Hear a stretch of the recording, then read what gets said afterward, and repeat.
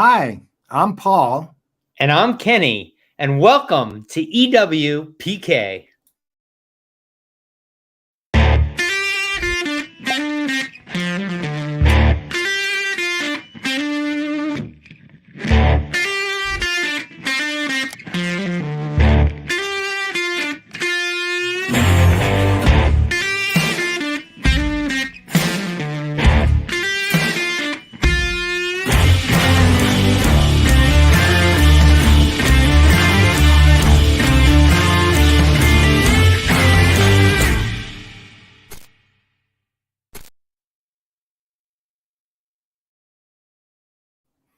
Well, another month. Hello, Paul. Good How to you see doing, you. bud? I'm doing fantastic. Always great. Always better when I'm with you. It's mutual. I will tell you, it's like we do talk obviously in between the month before we do the show, but I always kind of wish we were doing more shows, and hopefully someday we can. I know. We certainly have enough content to do multiple shows. So, Yeah, I mean, just I see you a lot on your other shows on the network with I did Brent one and others. earlier today. Actually, I did Talking Headless, where I focused on Adobe and things that I really like and dislike. And I really disliked generative AI hallucinations, and I really liked generative AI use cases. And I talked about hallucinations were fun. I call them one point. I think I call them LSD induced Gen AI, right? So acid trips with Yeah. Gen AI. I would agree with both of those. I think you need to certainly be aware that right now, Chat GPT, there are hallucinations and um, Well, like, the thing that our buddy Michael Wu pointed out, and I ran a clip of him too, was um, they're they're they're actually hallucination is built into generative AI, not a bug. And it work, it works when you're doing illustrations and things like that. It's kind of cool, but not when you're doing fact-based kind of, no. discussions and queries and Well, and this is like one of the bigger issues that if companies, say a cosmetic company, wants to start to create an AI that is based on a large language model like Chat GPT, that they have to understand how to either create their own models or understand that there's possibilities that there could be hallucinations, which might take a customer in a direction that they might not normally want. Yeah, and one of the things with Gen AI, I tried to get across to people. I mean, because I'm careful about it. I'm not one of these people who just goes all in on it. But I do think it has tremendous potential value. Um, is Gen AI is right-brained AI.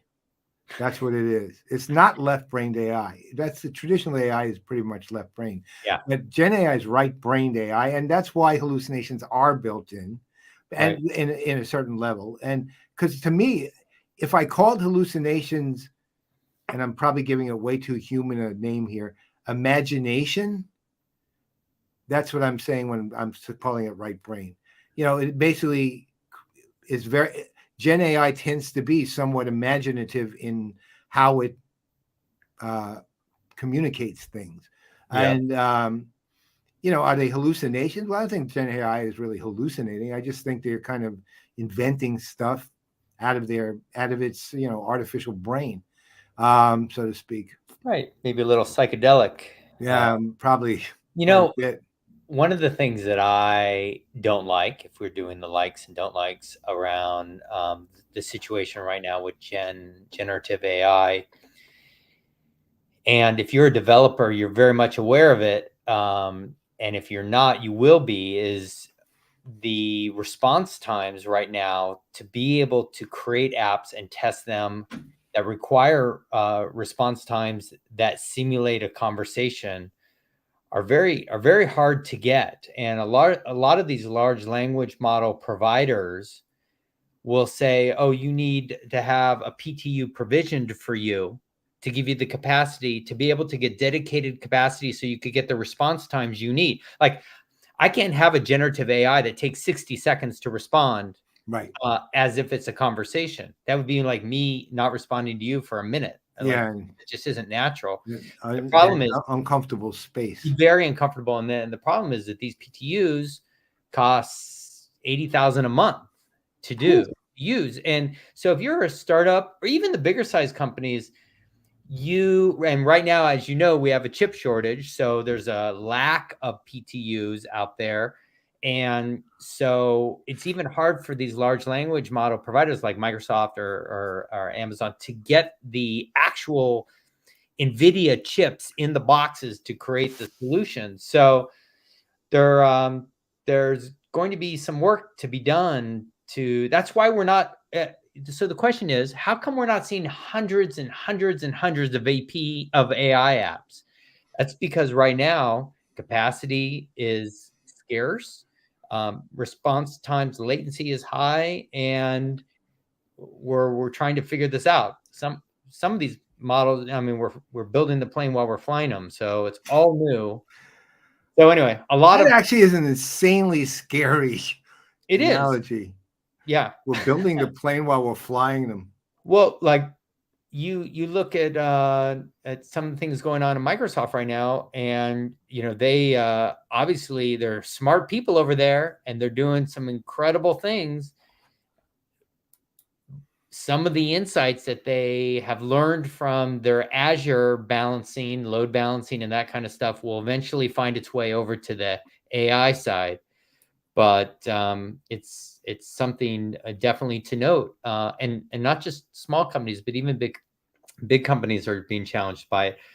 But again, what a great world! What a great time for these sorts of things. It's kind of amazing, actually. I mean, a year ago, look, AI has been around, obviously, what, 70 years? Yeah. But at the same time, wow, you know what just freaked me out? What? I've been around longer than AI. Right? I just realized that. Oh my God. But you don't hallucinate yet. That was the 60s. Actually, you know what? I didn't do that. I was actually the equivalent of the designated driver. I was really good because, given my radical past and my and the circles I ran in during that era, there was a lot of drugs in it. And I was like the designated driver. I could talk people down from bad trips. Mm-hmm. I used to do that all the time. Someone would freak out at a concert. I'd take them, walk them home, sit them down, spend all night bringing them down from their trip, go home, get sleep during the day, skip classes, and do the same thing again at night. Right? That's literally what it was like in this. And let me break the third wall here. Paul, you are still like that with all of us, all of your friends. I don't know. Things never change. You guys don't have bad trips. We do have bad trips, and you're always there for them, like we are with you. Yeah, well, that's the thing. I mean, it's been mutual. I mean, you're one of the best people I've ever known, period. Yeah, so it is a lot easier to go through this world to have someone like you. And you know what that calls for, don't you? I do. Because there's some other things that make it easier to go through this world.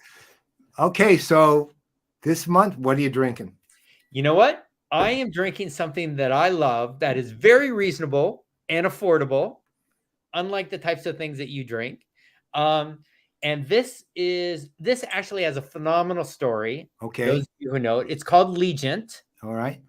Bourbon. And it is a bourbon. There you go. You got it. And it says 2 true legends, 1 truly unique bourbon. So what does that mean? This is a joint venture between 2 phenomenal master distillers. One whose name is Ed Noe. I think it's Ed Noe. Yeah. Ed Noe, yeah, from Jim Beam. And Shinjin Fukuyo, who is the master distiller from Suntory. Wow. They have come together to bring the best parts of what each of them bring together to create this incredible bourbon. So what what Noe does is he's good from grain to barrel. He knows uniquely how to do that. And what Sinjin knows is from barrel to bottle. So what they have done is created this incredible, it starts out in Kentucky, where they create the bourbon and then they finish it in both sherry and red wine casks. And then it goes over to Shinji, who then takes both of those finished ones and adds an unfinished bourbon, and it creates a really warm, nutty, light. I mean, I put about a quarter teaspoon of water in here just to smooth it out, and it is just absolutely delicious. And it's very reasonable. Now they do have a new version. It's called, I wrote it down because I wanted to say it right. It's called a Yamazaki cask finish blend, which is about $200. Okay. And one of the reasons why that costs so much is that they started in Kentucky and then they fly it to Japan. They finish it in Japan, and then paying for the first class plane ride. Right. But it is just delicious. What about you? What do you drink? Well, actually, I haven't ever had this. It's a recent acquisition. This is it's called Green Spot Quail's Gate. Now, this is Irish whiskey. It's triple distilled. It's pot stilled. Green Spot and its companions, Yellow Spot, Red Spot, Gold Spot, and Blue Spot, are actually iconic Irish whiskeys. And I'm opening this bottle as you've never had Green Spot before? I've had multiple. I've had every other. That's what I thought. Every other thing I just mentioned, I've had. Right. But this one is a brand new expression. It's a much less interesting version of your story. It has several Irish whiskey distillers involved in creating this, but the main thing is it's recreating a brand that has been iconic for about 100 years, and then in the last 10 they brought it all back, and they're wildly popular. They're absolutely delicious. And I literally have never had this, so I have no idea what it tastes like. I know that it's finished in Pinot Noir casks. And it is. So I am checking right now. I will let you know. Okay. Wow. I'm going to open a new one. The last couple times you've opened new ones, I'm going to open a new one.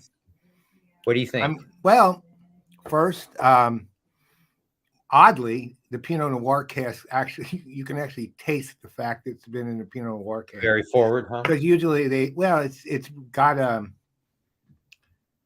I don't even know how to describe it. It's basically got you can pick up, given that I'm sure we've all had Pinot Noir wine, and they're fairly mellow wines. This is a kind of a mellow, and you can taste kind of that red Pinot Noir wine taste slightly somewhat in it. You like that? Some people really don't like finished in a wine cask. I do in this case, and it's extremely smooth. Nothing like the last one, which was a knockout.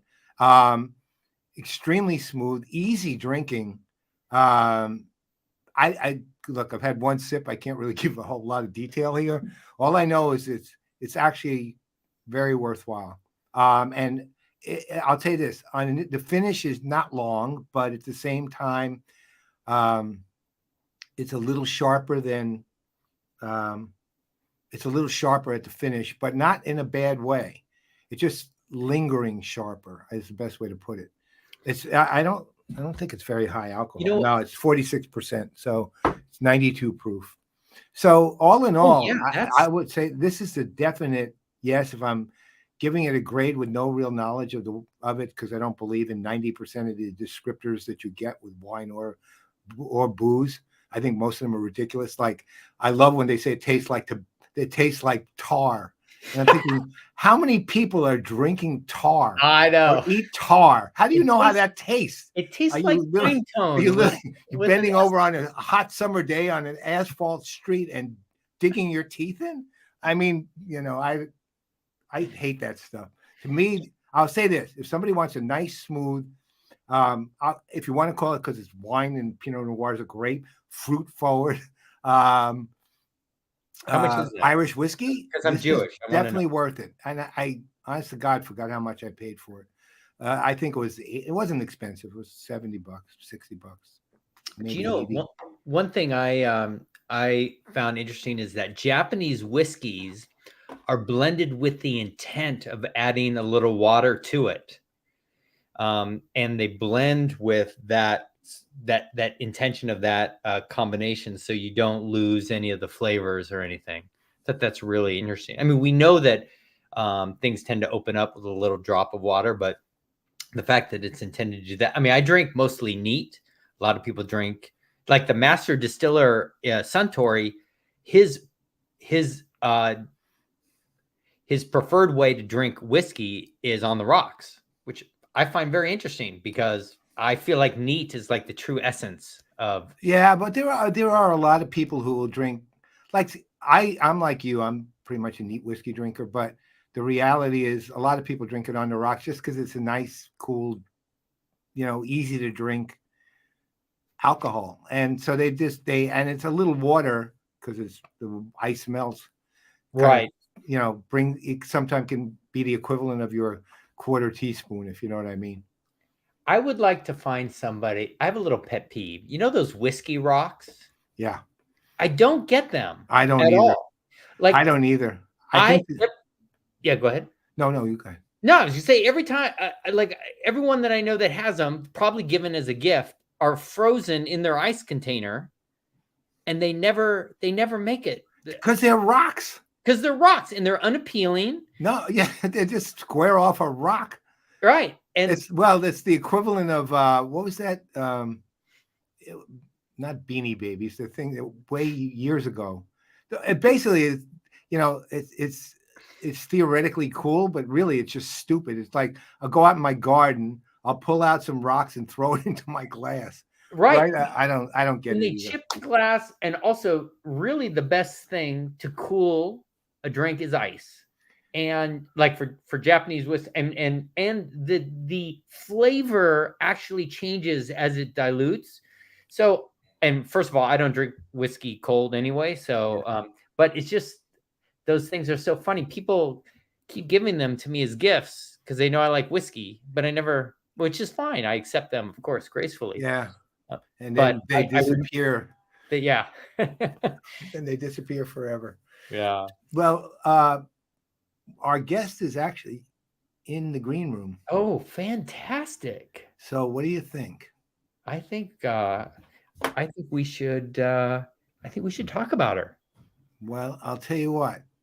Shall we head over to the other studio to do it? Yeah, let's go to the other studio real quick and we'll do it over there. All right, here we go. I'll meet you over there. See you in a second. Okay.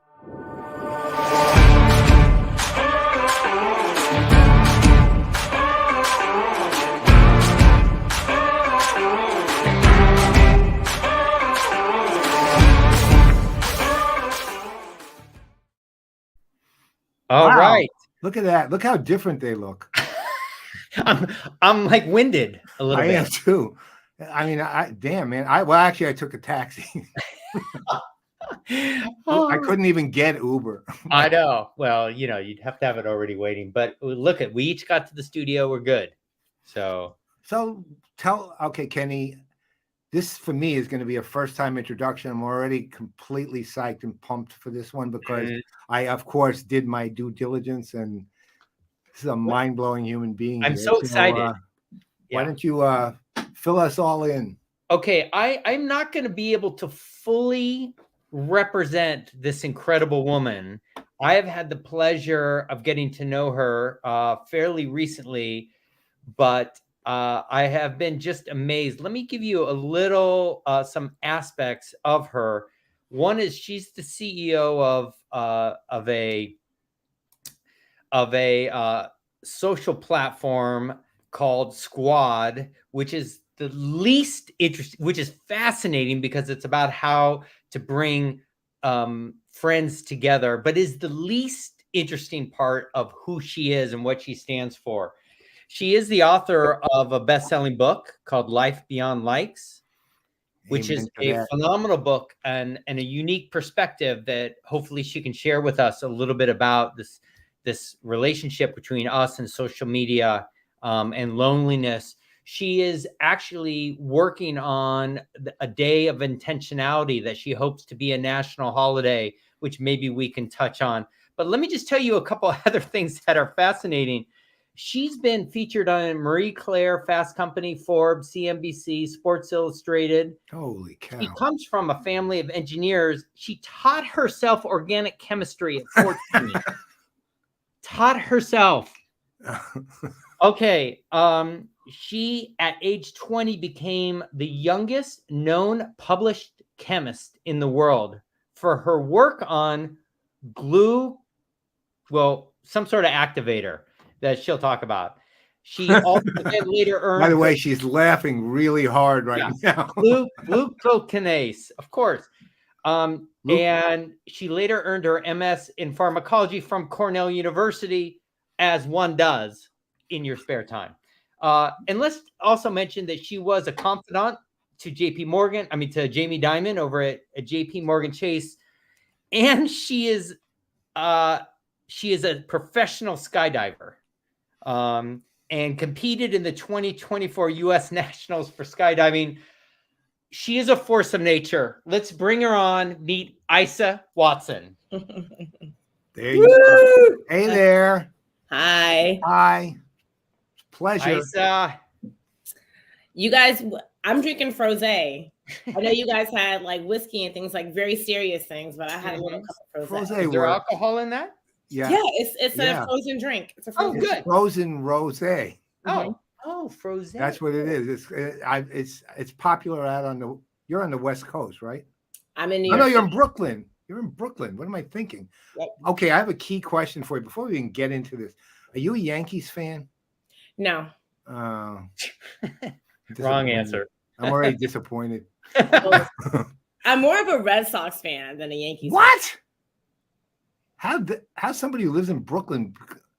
I went to school in Boston. Yeah, even so. Have you seen her history? She doesn't do anything that's normal. That is definitely not. I mean, at least, one thing is you seem to be in Brooklyn healthy and a Red Sox fan, which is not usually a combination of words. Right. Paul is a big Yankees fan. Die hard. Which is an understatement. Yeah. I'm sorry. That's all right. Yankees, Giants. This year I'm not happy, but it's all right. We can live with a bad year occasionally. So, okay, so that history that Kenny just described. First, to be honest, I realize you're also a classical pianist besides, which also is like astounding. The chemistry thing, though, first of all, how do you teach yourself organic chemistry? I don't even understand how you could do it. That's the Khan Academy. You know, I always joke and I say I really haven't had a break since the summer after first grade because my parents had me in all these different enrichment camps. And what they did is they were like, okay, this summer you're focused on mechanical engineering. This summer you're focused on computer science. And this summer you're focused on biology. So I literally made my way around most of the science engineering disciplines. Most of the science and engineering disciplines, like by, my teenage years. And I actually really loved chemistry because I love the concept of creating something from nothing. Mm-hmm. But I ended up, skipping a grade or two. And I had this really awesome opportunity to work in the research labs at UNC Chapel Hill through a program with the American Chemical Society. And it was an organic chemistry lab. I had just finished 10th grade general chemistry. So I had no choice but to teach myself and work with my postdoc to teach myself orgo so that I could conduct my experiments, understand how to read NMR, nuclear magnetic resonance, or mass spectrometry. This is how we understand what molecules and what compounds we've created in chemistry.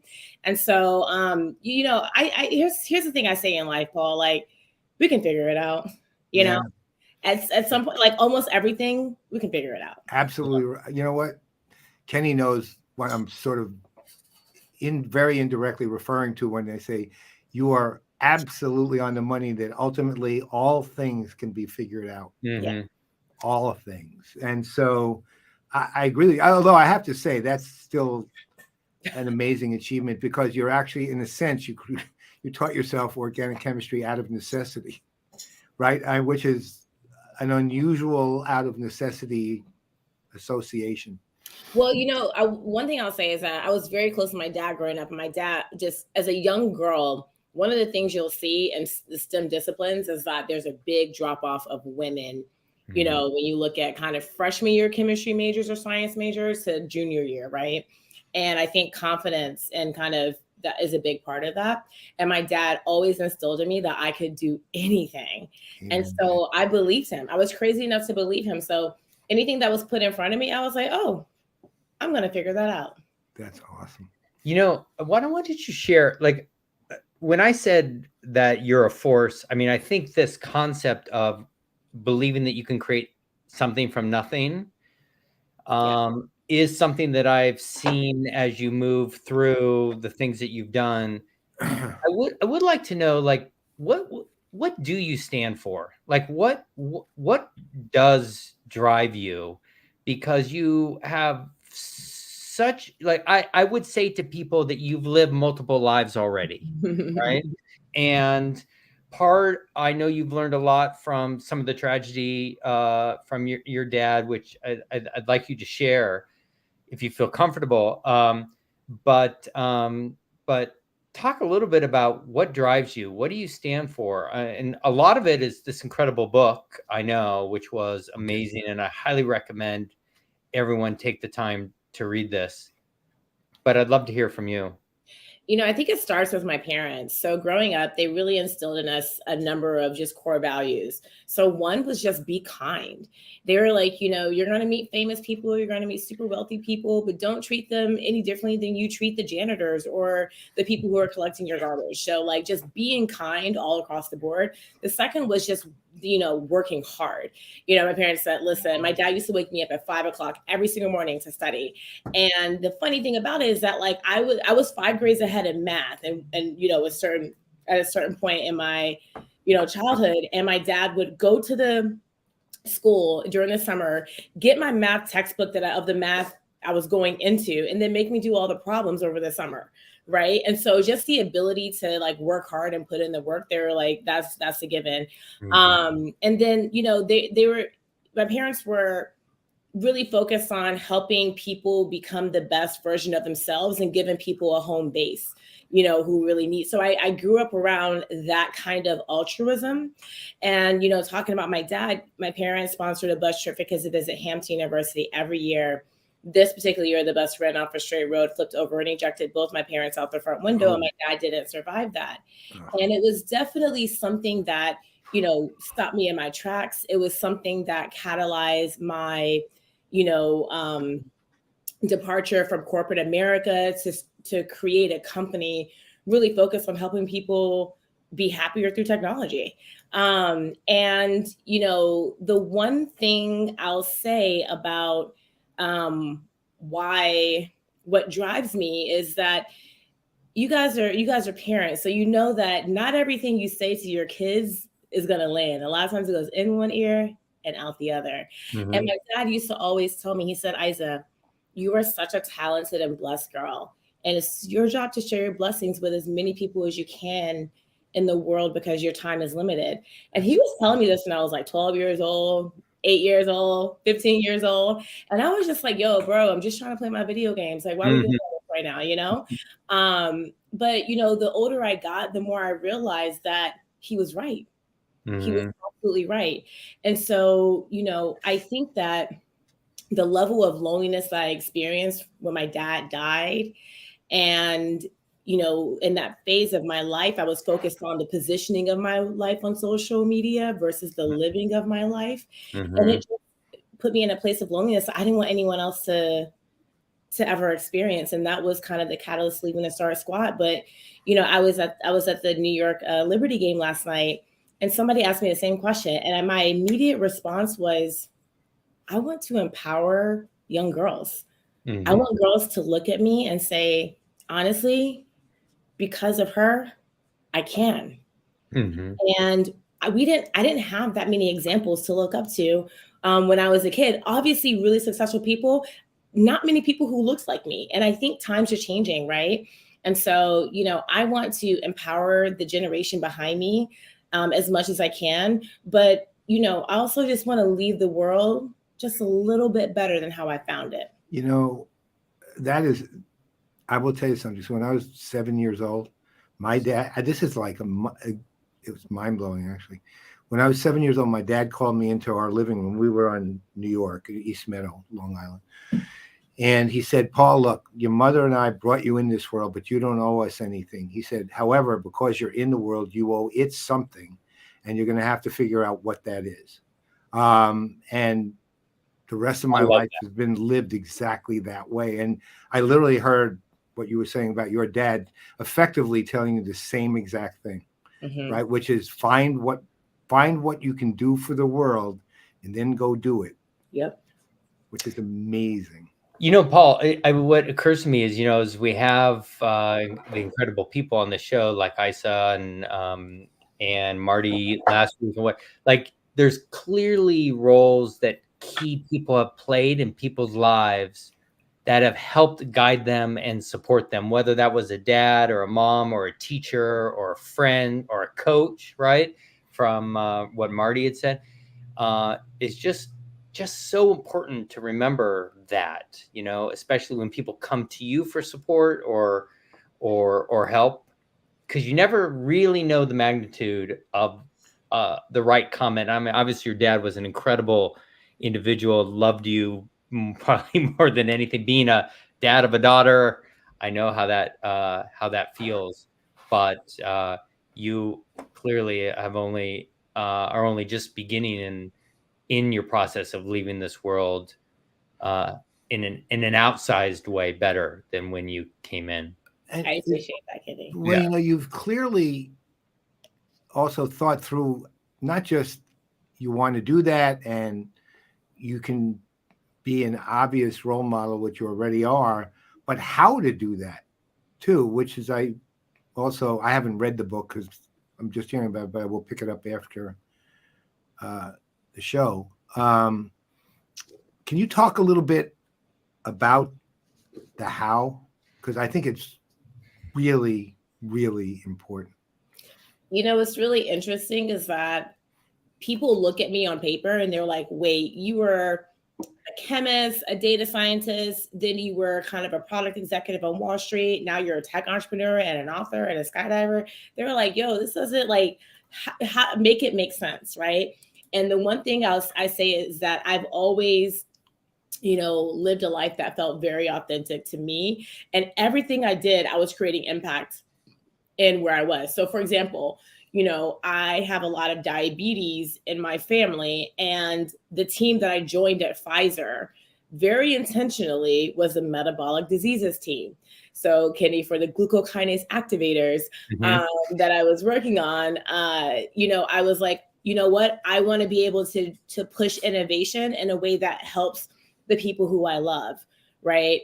When I was working on Wall Street, it always came up in my review at the end of the year. They were like, Isa, you're so good with people and you're so good with clients, and we want to put you in front of our most important clients and things like that.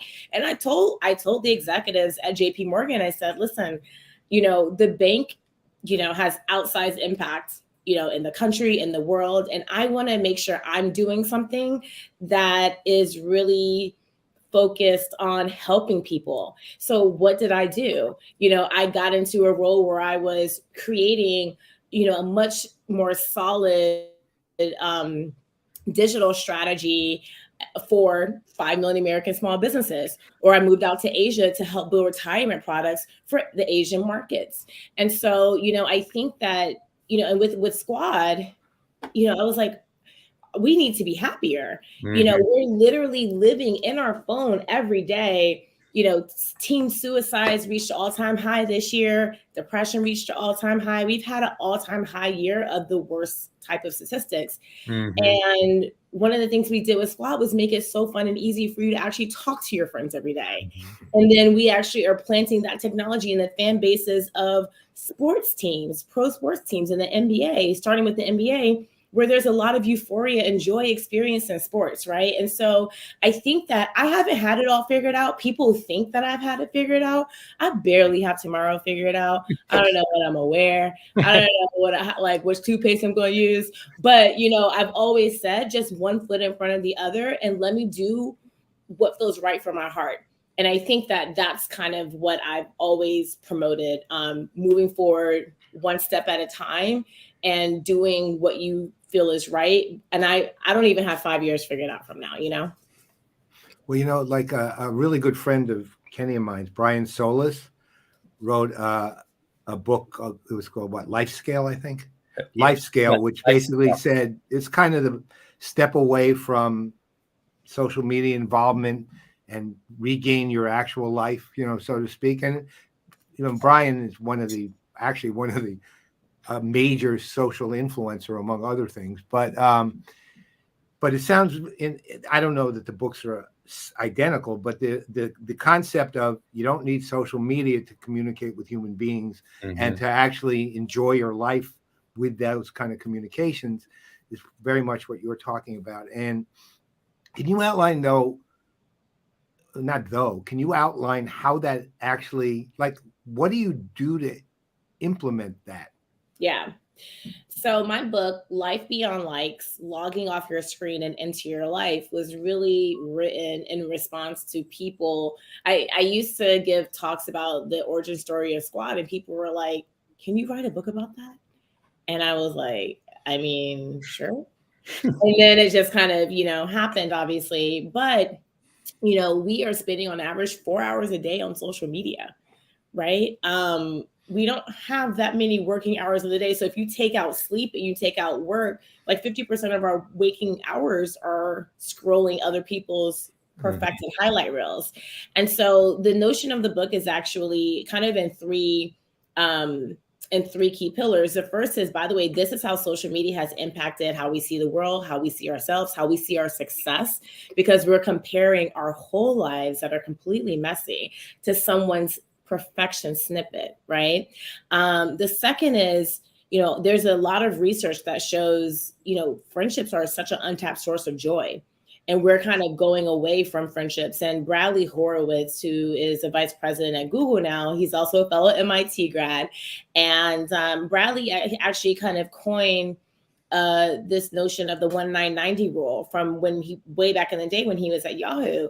And the 1-9-90 rule posits that 90% of social media users are just lurkers.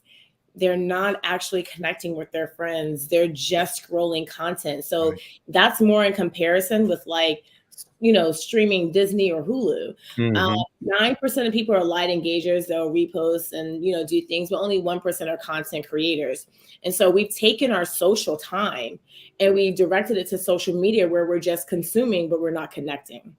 And, I think the book was also, it was almost a marriage of storytelling and research to, you know, illustrate a lot of these points. In the last section, I actually did in partnership with Carmelo Anthony.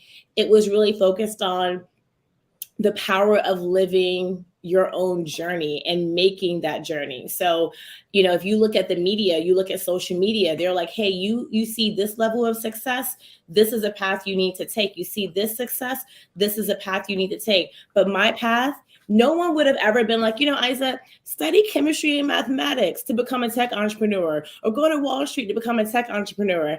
I just kind of did whatever I wanted to do in the moment. There's a lot of power in owning your journey. And truth be told, I stand out because of it, because I literally walked in the truth that was, you know, worked for me. And so I think that going back to your point around, you know, social media, we are living in a time where we're underinvesting in the relationships that matter. I tell people to do a few key things. I say, hey, by the way, 1 hour into your day and 1 hour before you go to bed, no phones, no social media. These are our most vulnerable hours of the day. And then we're to spend them doom scrolling people's perfected content. Doesn't make us feel too good about ourselves. Right. Another thing I tell people is that, you know, you're so planny with your work calendar. What about your friendship calendar? So I tell you, block a time on each week, and then fill that in with friend time. right? And your friend could be in California and you can hop on a Zoom, or your friend could be in Brooklyn where I am and you can, whatever. And so I think that there's a level of intentionality that we have to have around making sure that we are experiencing life and the joy that we get from people, because there's a lot of joy that has been depleted from us because we're here all the time. I so absolutely agree. And if you read the book, it'll be abundantly clear how much we focus on that. I mean, one of the things that you had said was that you wanted to be a role model for girls and everything. So help me understand. So if a young girl looked at your biography, they would basically say, so this is what I would equate it with. You're like LeBron James in basketball. Yeah. And I would say that people would be like, she's got it made. She's brilliant. She's beautiful. She did all these things. She got all this visibility. There's no way. She must have a charmed life. There is no way I could be her. Just like I can appreciate LeBron James' skill, but I don't look like, there's no way I could do what LeBron is. Is that how do you work through that with young girls or anybody? I don't think anybody should feel inspired to be me, because nobody can be me. Right. It's like I can't be anybody else. I want people to feel inspired and empowered to be the best version of themselves. So let's take Steph Curry, for example. Mm-hmm. Steph Curry has a mean 3-point shot, and no one shoots threes as consistently with the swish as Steph does, right? I can't do that. I also don't want to do that. But what I am inspired by is Seth's relentless focus to get better. Yeah. That's inspiring. Okay, so so let's dig in there, because here's the thing. You can easily make that analogy because you know how this works. But a lot of those very same people, and it's funny, when Kenny was talking about that with you, because you're an incredibly accomplished person, and you got years ahead of you yet to do a lot more, right? Yeah. And but here's the thing: most people aren't necessarily going to be able to, let's say, abstract the lesson from the accomplishment. So how do you help them do that? Here's the thing. I still think it kind of goes back to the core thing of what I was talking about, in the sense that you draw from me what you can. So, for example, I think everybody will know, based on my background, that I'm not a cookie cutter, like, let me draw inside the lines type of person. I never have been. Even as a kid, I wasn't. Right. There's this poster in my childhood room at home. And it says, in my parents' house, it says, "Why try to fit in when you were born to stand out?" Why try to fit in when you were born to stand out? And the thing I can tell you, like, regardless of what people think about their own capabilities, they know when they hear me speak. And I know this because I'm around these people all the time. When they hear me speak or when I'm talking to them, they know that they have the power to own their journey in the way that I owned my journey. And they don't have to follow whatever rules people have put upon them, because it's just not a thing. And that takes away your power. Mm-hmm. And I think that, regardless of, again, where you think you're capable of, I think that is, powerful within itself. And it's something that people deduce. And I also think, and one thing, your book was really, you were very vulnerable in your book. I mean, you're actually vulnerable all the time. As I've got, which I think is powerful, right? It actually takes a lot of energy not to be vulnerable, right? And very protective, but you are, and I think that's one of your superpowers. But you're very vulnerable in your book in describing that there are still challenges that you're struggling with all the time, right? It's not like, everything just lays out for you. And you've got your own internal, a whole lot of things going on. And I think that also is inspirational for those that are struggling. Not everyone's going to have a family structure like you, Like I'd like to have your dad as my dad. I want that poster in my room.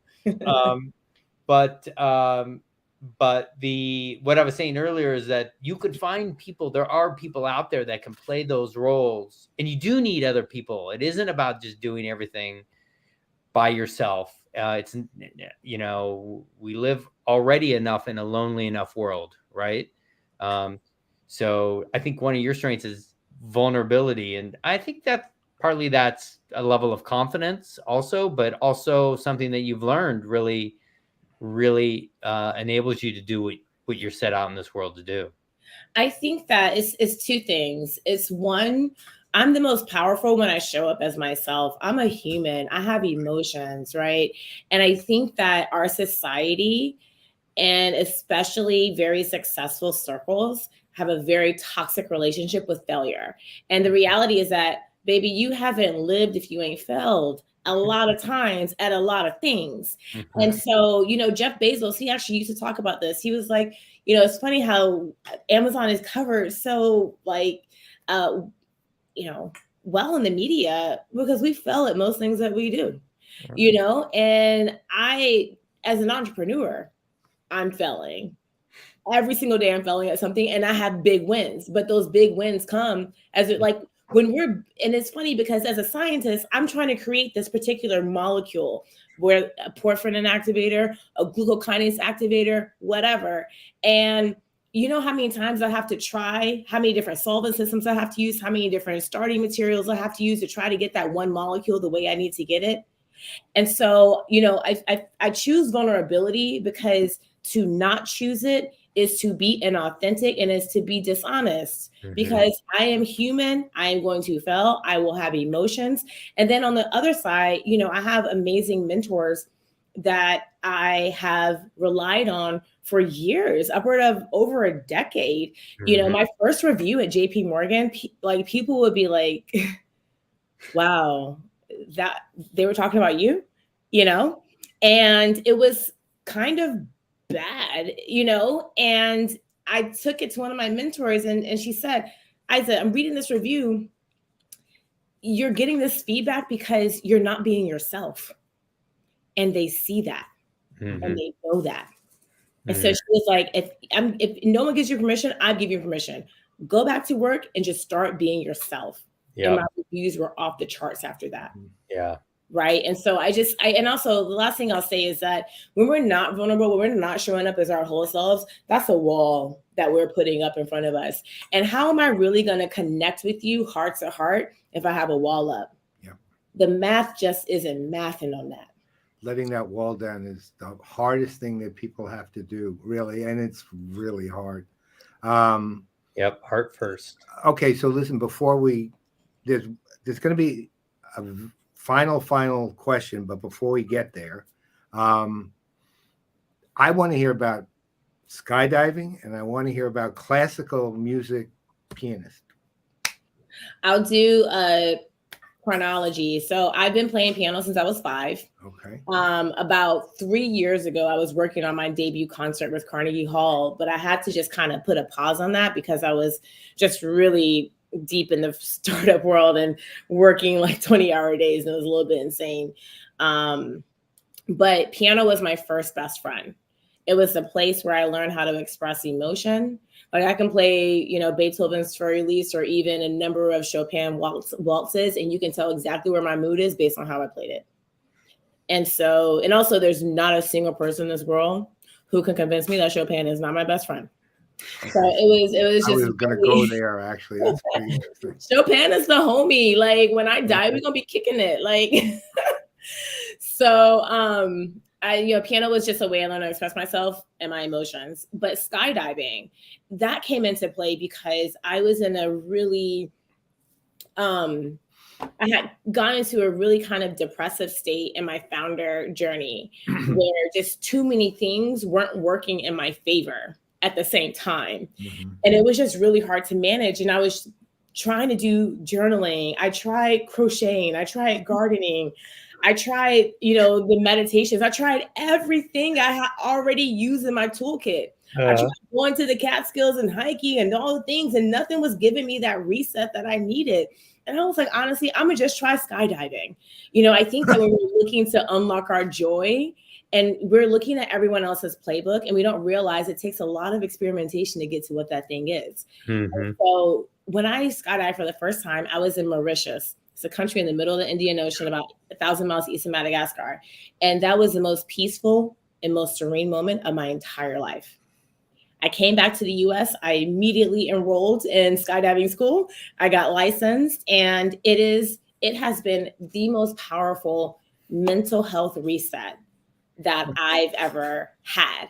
And so I love skydiving. So Kenny, you said I competed in nationals. I'm competing next year in 2024. Oh yeah, 2024. That's right. Yes. But I love it. I think I love the sport. I think it's a mental health reset, and it's funny enough, it's where I find my meditative space. Mm-hmm. Because honestly, I'm not gonna hold you, Paul and Kenny. All my problems come from the ground. Yes. Well, I can definitely agree with you on that one. Yeah. My solution when I was younger was to go underground instead, right? But that was just a whole other story. So, all right. So now you remember you saw Brent asking this that said, I need to ask you the question. All right. So there's a little bit of a genesis to this, which is Brent is a co-founder of the network that we're on. He also is one of my best friends in the entire world. He's a major influencer in the CRM, customer experience, customer engagement world. And he is my co-host. We are co-hosts on a show we've done for 14 years called CRM Playaz, Playaz. All right. It's got a good audience globally. Now, the way we end the show with new guests is we have a question that we ask, and what we proceed the question with is the following: that while we've thoroughly loved and enjoyed the conversation, if you answer this question wrong, we will never see you or speak to you again. And there's only one wrong answer. All right. So the question is, and I got to tell you, you're in dangerous territory. The question is, do you have a favorite NFL team?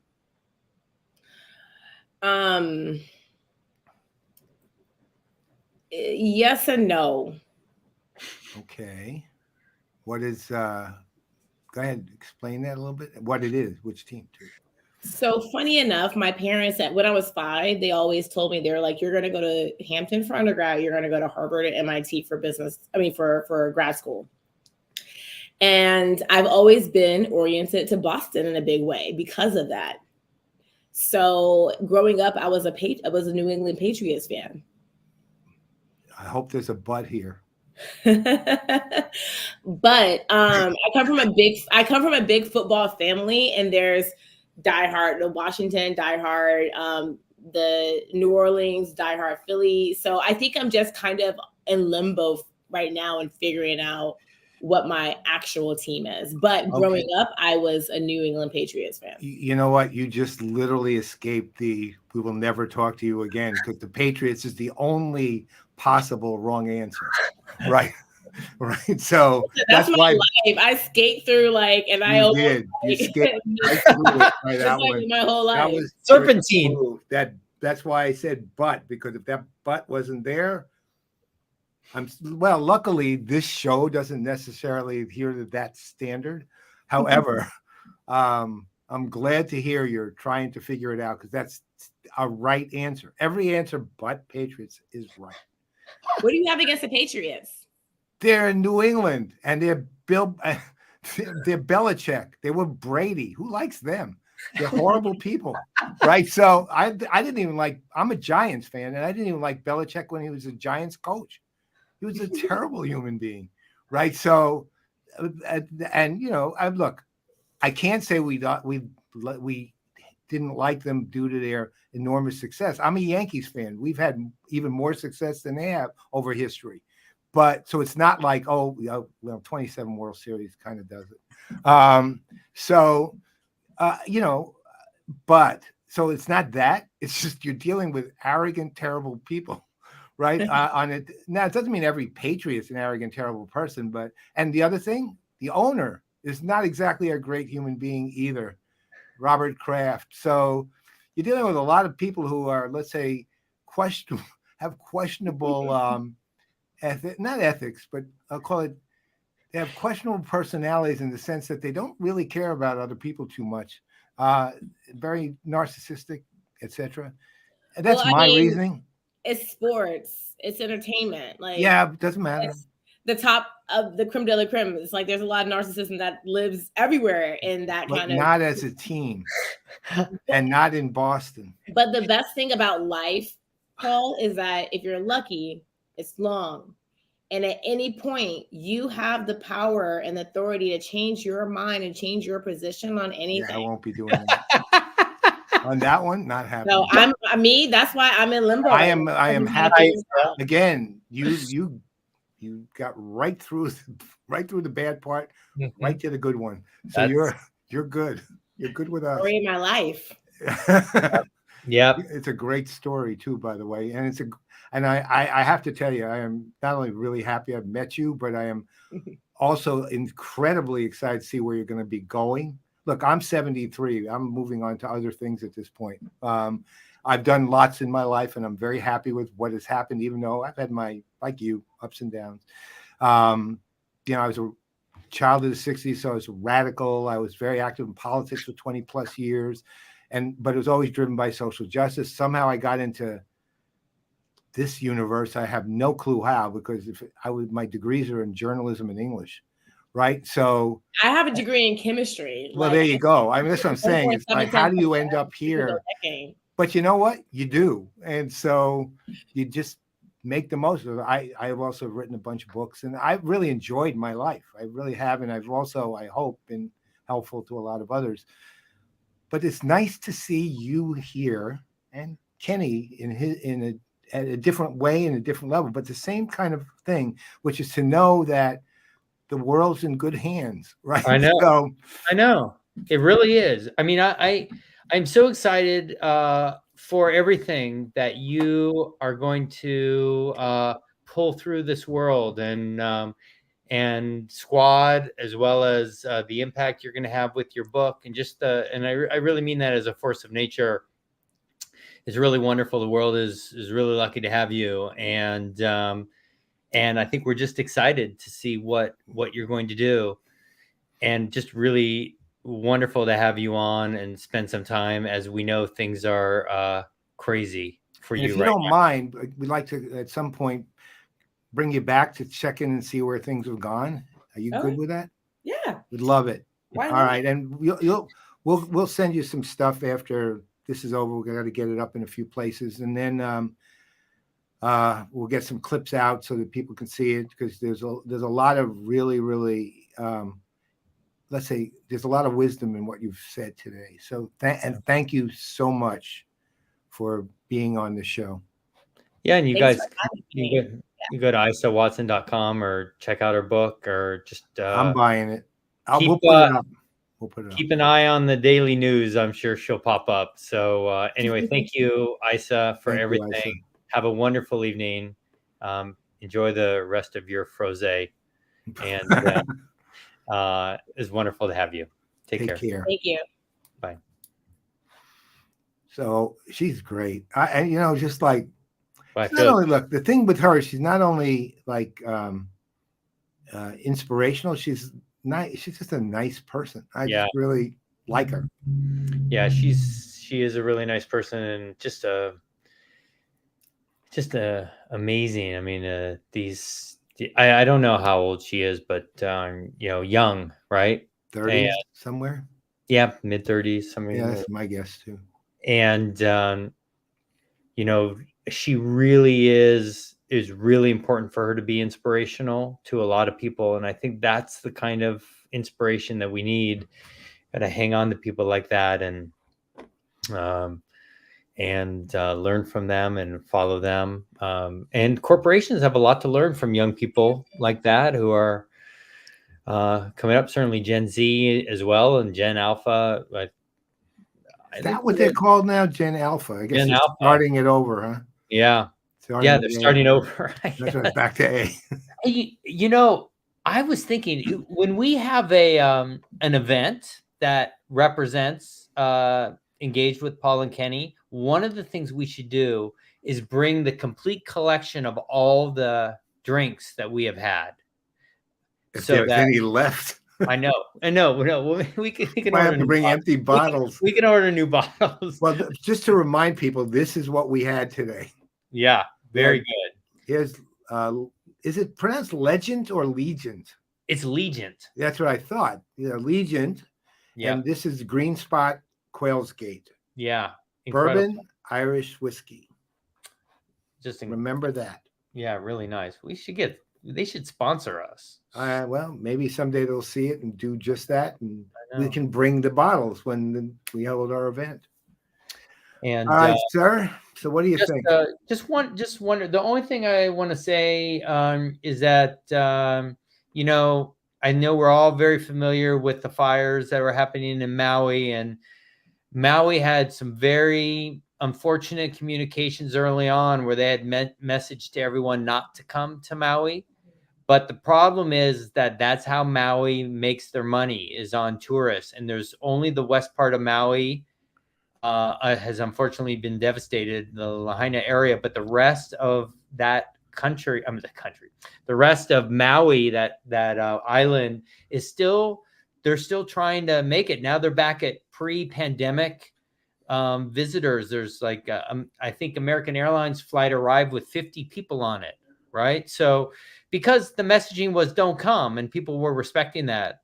And also, just like Paul, like when we had fires in the Bay Area after the earthquake, people thought all of San Francisco was on fire. So anyway, my message is that there's a lot of incredible people going through a lot of pain, and there's a lot of people still on Maui that have small businesses that count on tourists. So don't discount that when you're thinking of where you want to travel to for the rest of your summer. If you can, one thing that might be helpful, though, you know, I guess we'll post it after the show, is if you can find areas where people who can't travel to Maui can still provide absolutely relief to Maui, which would be great. Yep. Maybe we can put up some links for that.